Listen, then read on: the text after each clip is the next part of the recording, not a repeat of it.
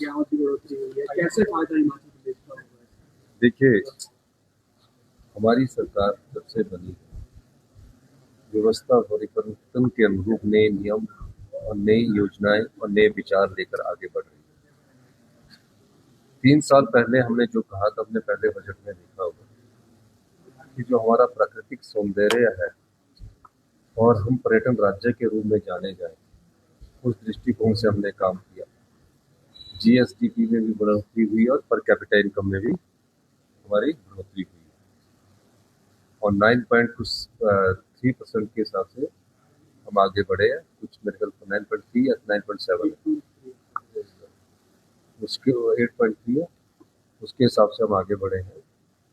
मैं ये कह सकता हूँ कि आने वाले समय में प्रदेश को आत्मनिर्भर बनाने की दिशा में हमें और फैसले लेने पड़ेंगे और उन फैसलों से प्रदेश की जनता को आने वाले समय में लाभ हो, क्योंकि कड़े फैसलों के माध्यम से हम जनता को दुखी नहीं करना चाहते और ना ही जनता को किसी प्रकार से कोई कठिनाई का सामना करने के लिए हम चाहते हैं। पर हम चाहते हैं कि जो प्रदेश की संपदा को जो लुटा दिया जाता है, लूट लिया जाता है, उसको कैसे बचाया जाए, उस दृष्टिकोण से हम कार्य कर रहे हैं।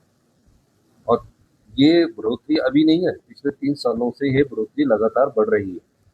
तो इसका मतलब है कि जो हमने नीतियां लाई, जो हमने योजनाएं लाई, उसका प्रभाव दिखना शुरू हो चुका है। और जो मैं बार बार कहता हूँ कि प्रदेश आत्मनिर्भर बनेगा, हम उसमें बहुत तेजी से आगे बढ़ रहे हैं। अगर हमारी आरडीजी बंद ना की होती 8 से 10 हजार करोड़ की, तो प्रदेश आत्मनिर्भर बनने में उसमें कोई कमी न रहे। सर, चिट्ठी और एलएसडी को लेकर मामला आया है, नेता प्रतिपक्ष गंभीर आरोप लगा रहे हैं। देखो भैया, ये आरोप तो इनका लगाने का दायित्व बनता है, लेकिन ये किया क्या उन्होंने? जो सबसे बड़ा चिट्टे के खिलाफ और नशे के खिलाफ का जो कानून था, उसकी नोटिफिकेशन इन्होंने नहीं की, मैंने की।